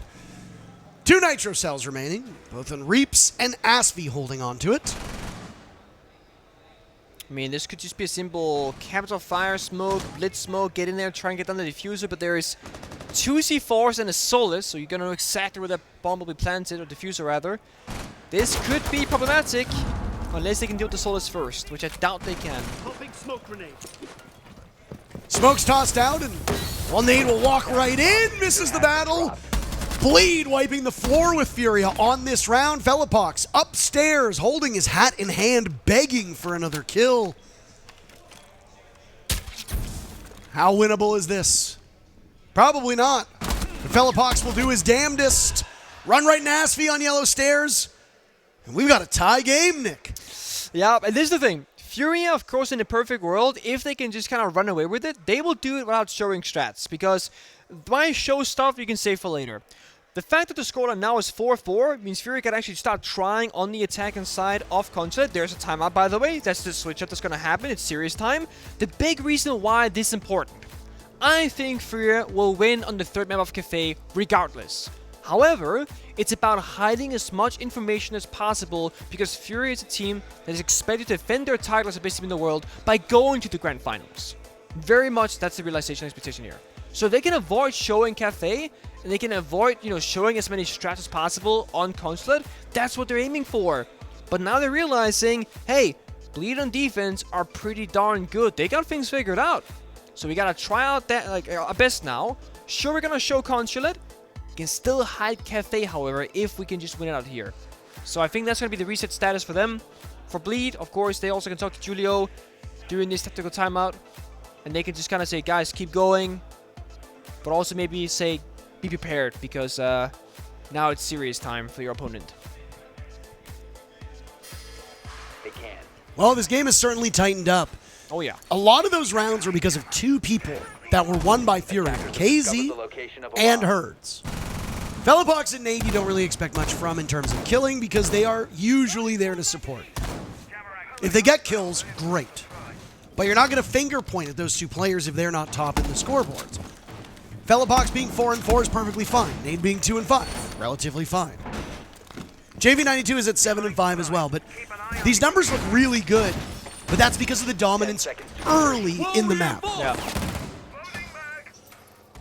5 seconds to KZ at one point was 10-1. He's gone 2-3 since then. That's not terrible, but if that's what your best player is doing, it's not quite good enough. Reaps had no kills. Turds had no kills. In the last 3 rounds, they've combined for 7. Bleed is waking up. Yeah, I mean, Hoven last round actually got a 2K, so I was like, now we just need Hoven to wake up. Now he's 4-7, so everyone from Bleed is here to play. Hoven goes for an aggressive swing. That's risky. 2 separate guns aimed in his direction. Both KZ and Herds wanted that kill desperately. Neither of them able to find it. Not exactly common to see Doc or Thunderbird as an active lineup for the defenders, so any damage that's done cannot be healed back. Means Hoven will live on this HP for the remainder of the round.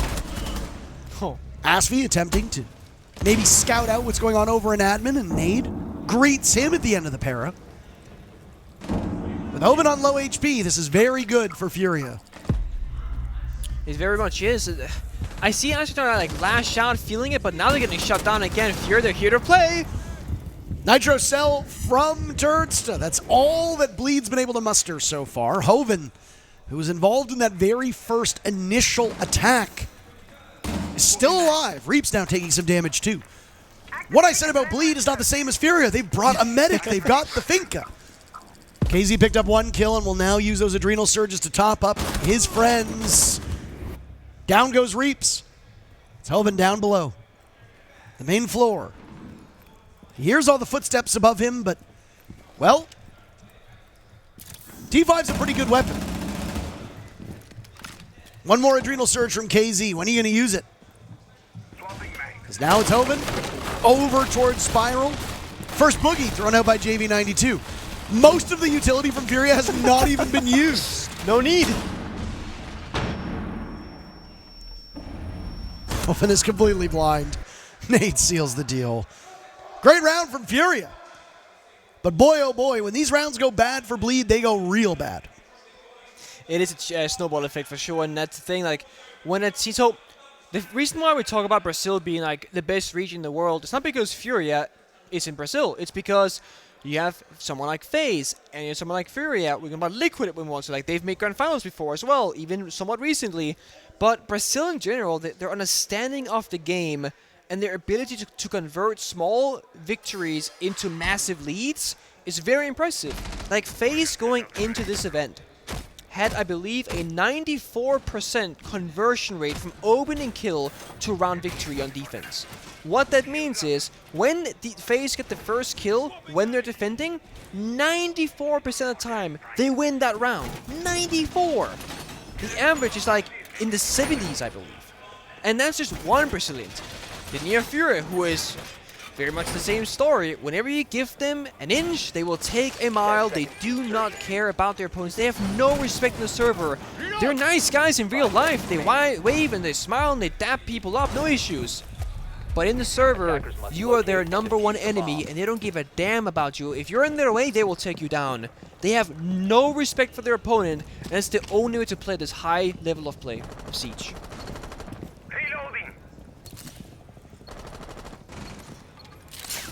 This FURIA squad is always very vocal. Herd's among the most vocal, and as you can see on Repel, using the IQ scanner to gain more information for his teammates. There isn't actually a lot on the left side of your screen that can be spotted here. Solus will be spotted when she's using her gadget. Same with Warden. Electric Claws will be spotted. Proximity alarms will be spotted, but that's really it. IQ actually doesn't really gain you as much value as you'd expect. One Goyo canister remains safe for the time being, as the Twitch drone that was used and sent in by JV92 is shot away by Hoven. Reaps will move up to assist him. A very mortal game for Reaps, by the way. Yep. That is the thing. The highest kill player, of course, they've had the most amount of games played, but Reaps is usually a very consistent player. Now on defense, he's playing Smoke in kind of difficult spots, so I think the biggest fault here is on the attacking side, but that was just bleed across the board. Nobody was doing well on their attack. FURIA, they're looking for these gaps with the drone work. Oh, and they miss it out. Oh my god. Never mind, he finds one kill for his trouble before being shut down by Hoven, who now needs to reposition as the Rotero drone will blow up and the fire from the Goyo canister. Their own gadget will start to affect them. Fire, afflicting bleed, as now FURIA has found a way into the map. Inside the building, in a position to do some serious damage. Candela's going off, the fire keeping Nade at bay. Reaps has the shotgun. This is going to be a mirror of what we saw happen. But he looks away! Oh. Right as Nade swings in, KZ is there as well. FURIA 2 kills away from going up to series point. Hoven contesting with KZ around the pillar. It's all up to Turdston now, taking damage as he drops Nade. Over in meeting, he'll try to escape, but he's blind for the time being. KZ getting into position. A drone thrown out. They need to find the Solus. He and JV have 40 seconds to make this work. Turds is backed away. Staring at the bomb site by the door frame. Neither remaining member of FURIA holding onto the diffuser. An impact will go out, and now a drone spots him over by vending machine. That's good information. Diffuser picked back up. KZ doesn't know where the Solus is. Oh. Never mind, apparently he does, as he quickly pivots and through the wall eviscerates the last member. Series point. FURIA 1 round away from joining Team Secret in the playoffs on Friday. This might already exist, because I'm not the biggest YouTube guy, but I would love like a documentary style video that follows every single player's path from FURIA to where they are now. Because I know of them since they went into the international stage back in Charlotte in the beginning. But I don't really know of their path to pro scene before that, personally. It's like deep in the archives from many years ago. Because the reason why I'm saying this is you can't really teach what FURIA they're doing. I mean, maybe you can. I don't personally believe that, but like these are players that either you have it or you don't. And that's something that I spoke to Fabian about recently, where he said you can't teach players to become the best. And I said, I think you can. But the more I think about it, I had to agree with Fabian more. I'm like, I think you either have it or you don't. And FURIA just, they're so good in so many different ways and so many different things. And I would love to see, because I know my path to pro play. I started out playing, like, Siege was my first FPS game. I sucked at shooting, so I played Blackbeard, for God's sake. But these guys came out of nowhere in my eyes and were like, we're just the best. KC 15-4 right now. It looks so easy when he plays this game. And then the thing is, sometimes when Bleed they play, they make it look easy as well. I mean, when they played ITB, when they played PSG, they made it look relatively easy. And now Bleed are getting dumpstered by FURIA, where they're making Bleed look like a bad team, essentially. Just because of how big the skill difference is between these two rosters.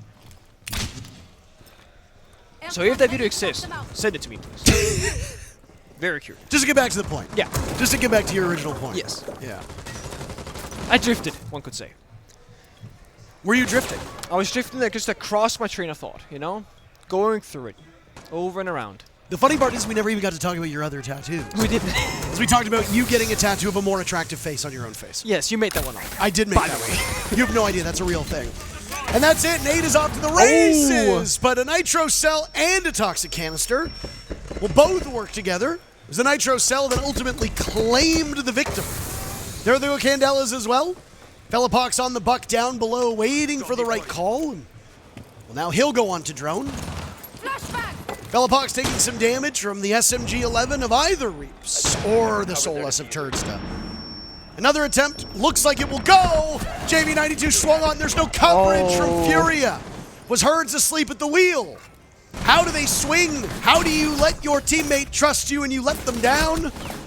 FURIA falling apart. They get one pick onto Turdsta, who's downed and confirmed by KZ. But hey, KZ and Herds in a 2v4 is a pretty good duo. Even when they're outnumbered, they can still win rounds. But Bleed have looked like a different team here on Consulate. Stands to reason, it's their map. 1 minute to go. Reaps vanquishes Herds, and now it's all up to KZ. Outside. Not much to do, 16 kills, and it's Reaps to go from the top rope. Bleed staying alive for the time being. One more round of regulation. There is one thing that FURIA, they're not that good at, but it doesn't matter usually. They're not good on the rappel. Like, they're mechanically gifted players, but when they're on the window rappel, they actually have this issue quite frequently where a player will cross, they'll lose the gunfight, or they miss position. Because I saw that go wrong before it even happened. Because when you're rappelling upside down on a tight angle on the rappel, what's going to happen, especially on that CEO top floor hold, is the defenders will sprint across your angle and you quite literally cannot catch them. You have to either white peek or jiggle peek on the rappel and never upside down like that. It just simply doesn't work. Sure, it's better for your perspective. You see their feet, they don't see you. But if they sprint across your screen and you don't kill them, well, the guy who's going to be planting next to you, he will go down. That's the round over. So, their biggest weakness, window rappels. Hey, that's not too bad. It's very few maps these days that have that as a relevant factor, because nowadays we have a lot of balconies. Just look at Chalet, for example, Skyscraper. There are balconies that lead to the building that you can stand on instead of being on the rappel itself. Consulate, a little bit different. On admin rappel, CEO, you have to be there. There's no balconies. So, small exception in terms of maps. FURIA, though, gonna change things up a little bit. More fragging power. Deimos and Jackal hunt down the players of Bleed, who's gonna bring out a very utility-oriented setup here for that basement defense. Kaid and Tuber out, together with the mute jammers as well, can try and lock down the walls and the hatch if need be for as long as possible, while somebody like SV on the Muzzy can be active on the roam with Turd on Solace. It's feeling like an overtime game right now. It is feeling like an overtime. It's feeling like an overtime game. We could be 2 minutes and 20 seconds away from the end, or we could be, potentially much farther. Fellapox meets his end at a nitro cell prepped underneath an easy window swing. See what hides in the dark. He rappelled in. He did rappel in. I thought I would get you there, and I didn't. Oh, I'm trying my heart. Oh. Nice shot from Reaps. There we go. And he almost hits the fadeaway. Another one could have been there. So close. FURIA playing like a group of individuals themselves. That's why you bring the Deimos, though. The jammer. There we go. A Jackal and a Deimos to deal with this, and yet FURIA has still given up the first two picks. Reaps now going 8-8. He's woken up. He's so back. Never trust the naked eye. But this is the thing, it's odd because some rounds will be one-sided for one team, then the other. Like, there's no real consistency right now on Consulate. FURIA, they're falling apart individually right now, just dying alone time and time again. Bleed not just looking for a win here, Nick, but also looking for a flawless round. Can Herds even find a kill? He was positive at one point, but he's fallen off of a cliff. 8 and 9 is just simply well below his own standards. Herds doesn't always play high-value utility operators. He did on the IQ that one round. Oh. I got fooled, actually. Nice shot onto the Kaid. Look at all this information. Oh, my. 3 players from Bleed all want this pick. Turnstone will get it. And at least 2 more rounds between these Titans. Overtime! Now, this is where FURIA, they really got to clutch up because, again, you really don't want to show that third map of Cafe. Keep it secret for as long as possible. You've only played Clubhouse 2 times. Then in this best of 3, Chalet, now Consulate. You can hide a potential full map for the future if you win out here in overtime. FURIA will start on attack, Bleed on defense. So things will stay the same for now. Not sure how I feel about that, given FURIA's most recent attacking performance. It's not been perfect, that's for sure. Yeah, no, I mean, I'd be very worried if I was FURIA at this point. No timeout either? No, they Called used earlier. it. They just used it. So, I mean, it's tough spot to be in. But Bleed have been grinding on this defense. Turdston now 9 and 10. Reaps 9 and 8. Both of these players were basically in the ground for the first half of this map. And they've been resurrected. I'm not a biblical man. But if you're a believer, Bleed is the Lord on their side. Oh. Lord Tachanka, of course. Attackers are moving out to locate know the what? bomb and defuse it. We're not talking about gods out there. Speaking of Tashanka, we have a bingo, freshest bingo on Twitter about every operator being played is one of them. We haven't reached it yet, I believe. Turd in overtime. Spawn peaks Hurts on the IQ. No Valkyrie though, just a Solace. But yeah, I don't believe we've seen every single operator being played so far this event. I don't know what we're missing, but the Tashanka could be one of them. Rook maybe. Have we seen a Kali? I haven't. I've seen Kivera. Have we seen a Kali. dog? We're missing Kali, I was told. Yes. Thank you so much. There you go. Who's talking to you that I'm not hearing? Stefan is talking. Ah, of course. Herds on the IQ.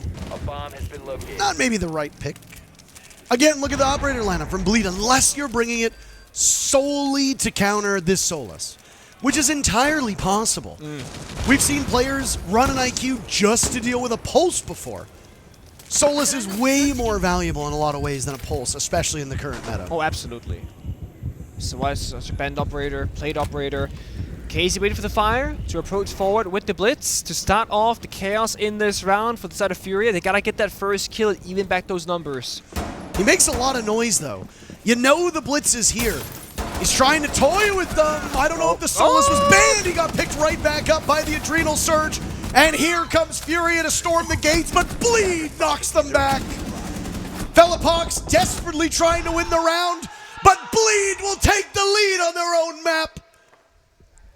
A triumphant comeback, but it's not done yet. At least one more round. That's 3 in a row for Bleed. I mean, they're making this comeback happen. Oh my. Turd with the banter in chat saying, it's such an easy gunfight. I mean, you gotta get in their heads a little bit, right? I mean, the thing is, Bleed, they don't talk the most trash in the server when they're losing, but when they start winning, they're gonna apply pressure to that wound.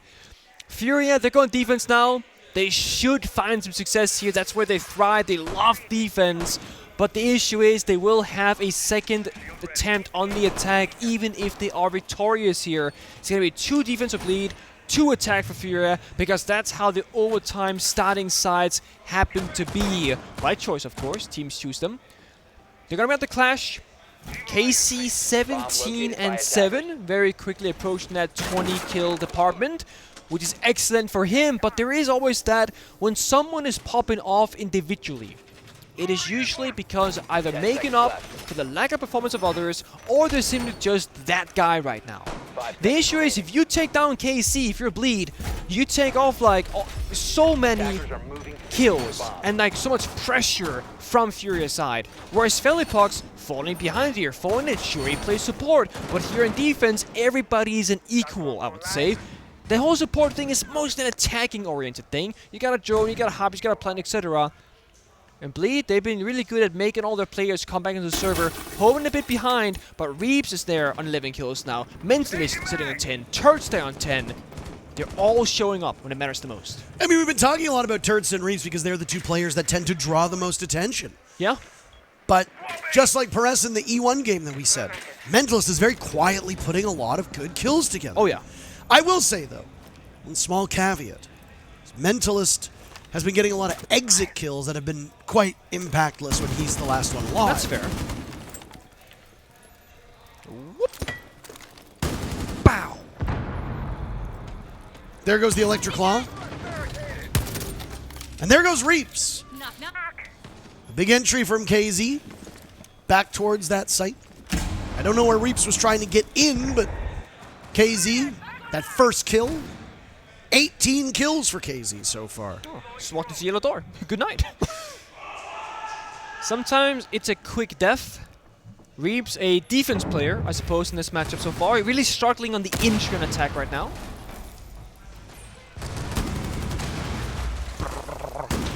Nice Oh. pick by Hoven. There wasn't much remaining for KZ. Ask Mentalist if it was an easy fight with Herds, as Herds comes out on top. Furia now winning in terms of duels. You gotta wait out these adrenal surges. 2 more in pocket for Hoven. The amount of time that you think you're gonna get this kill and somebody survives with a point or 2 of HP solely because of a finger. It's frustrating. Yes. Very frustrating for the defenders to know that the only thing that won them that fight was the adrenal boost. This is smart though. Clash gonna lock down the yellow walk-in. They have evilized Maestro cameras to deny any plant possibilities, so Furia can sit back in the back lines and just wait for it to happen. Ideally Bleed, go for a flank attempt here, but they're all 3 in the breach or yellow door. They're playing right into Furia's chat right now. They're gonna rush right in. Tasing around, Aspie taking some damage. They've lost the Evil Eye Cam, and now Aspie's gone as well. Turdsta in a 1vx.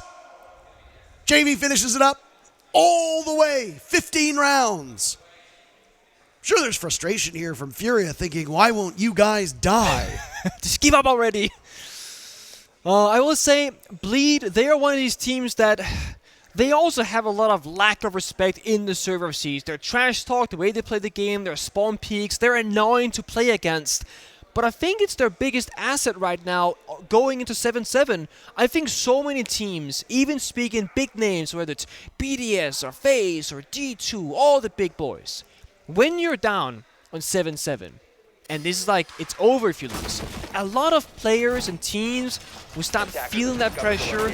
Their risk assessment changes, going, oh, I'm not going to take that risk. I'm not going to go for that play. Oh, what if I die? What if we lose? Bleed, they don't give a damn. They spawn peaked on the first round of overtime. They've been playing face first into Furia this entire match, and it started working.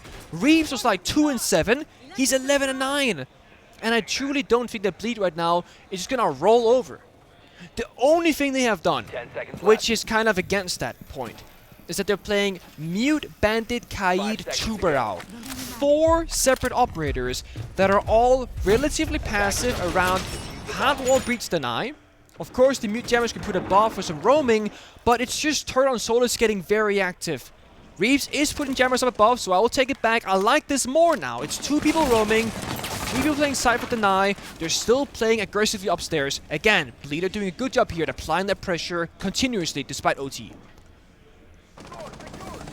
Just gotta make sure nobody suicides themselves into this console office window. Yeah. Reeps is really valuable for Bleed right now. If you lose him early on an ego challenge... If he hears a rappel sound, he will fly out this window, like 100%. Because it's 7-7, who in their right mind would go for that play? I mean, if you've seen Bleed play, you have to know this is coming. Exactly. They do stuff like this all the time. But the ball, still, like, 7-7, you're already down 1 map, this is the second? But you're right, they would do it. Fury, I also think right now they're respecting any possible aggression. They're holding angles, playing passive, got the IQ, and Bleed are playing the layers. Start top floor with the jammers, hard to drone out, fall back to first floor. If Reaps goes for a flank back up the yellow staircase, we're back into that's ridiculous territory. Oh, he spotted out. He's gonna have to fall back now, surely. Uh-oh, is it clear? Uh-oh. Okay, it's clear.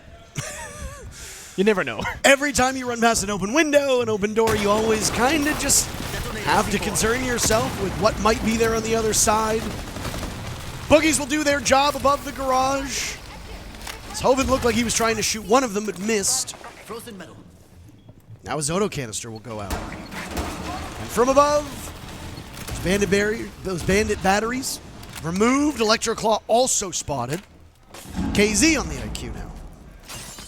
Herds is expecting the shotgun, and, well, I'll take pretty much anything over that ITA shotgun. Yes, not a fair fight whatsoever. I would take slappers only if we were playing GoldenEye. I would take that over the secondary ITA shotgun. This is a smart play by Reeves. It actually is. It shouldn't be expected. Oh, he's stuck now. Does he hit this shot on the Oh, KZ? what? Herds gets baited into it. Reaps looking for another. KZ with the sidearm out, and this is just such a bad position for him to be in. But they just funnel bodies into this part of yellow. Down goes KZ. Bleed with the advantage. Final 30 seconds. Their spot to qualify on the line at the moment. Furia, but 3 kills, 4 kills away. Nice shot by Nade. Army crawling his way. Turnsta answers back, but Nade! Excuse me! 10 seconds 4 remaining. kills around the corner, and Fellapox will get the job done. Bleed love toying with our emotions, don't they? The supporting cast pickup where KZ and Herd and JV drop that ball. It's grabbed by the supports, and they run with it. Furia, the second team to clinch their spot in the playoffs on Friday. Hertz couldn't believe it. He stood up at this maybe now. What just happened? Nade on the floor finds 3 clean headshots in quick succession. And again, when Furia, they have to win, when the stress and the pressure is at its highest, they play their best rounds of Rainbow Six Siege time and time again. Well, all of that comeback for naught. Yeah. Poor Bleed. But they'll have another chance. They're not out. They're 2-1. Team Secret qualified just earlier today, and now Furia, another team clinching their spot on the main stage here in Manchester on Friday. All of you attending this event will have an opportunity to cheer for Secret. You'll also have an opportunity to cheer for the defending world champion. Nice. That's really good. I mean, I know that you and I think a lot of people, they were worried about Furia because they had a really sloppy stage 1 domestically in Brazil, had a slow start here, thinking, surely this is not the end of their dominant performance just like that, right? Right. It could still be the end in quarterfinals, of course, nobody knows, but they will go on the main stage and play in front of a crowd, and that is when they are at their very, very best. Oh, absolutely. We have no idea who they'll play against, by the way. True. So we'll wait to hear as, well, it could be any one of these teams. Could be Team Secret. I'm not sure if they're going to get that seeding because, remember, they both go out 3-0. Who knows? But here are the stats. 26-13 sounds pretty good if you're Casey. I mean, Jesus. That's a bit of an outlier. Reeves actually ended up 19-17, best performing for his team despite having a really sloppy start to Consulate. It's impressive. Yeah, good bounce back there from some of these players on Bleed, but, I mean, you're dueling with the gods of the game at this point. Are you god killers? Nobody's been a god killer over the last year. Bleed could have stunned us, but I will say the Consulate result is a stunner, even if Bleed lost. No, I agree. To be able to take 7 rounds against Furia on a map that you have not shown is honestly a very impressive feat. And kudos to Bleed for pulling it off. Furia were the better squad, though. And they go on to play in the playoffs. They'll have a nice couple days off to relax, recharge, scrim. Yeah. Over on the other stream, by the way, that SSG Liquid game is still going.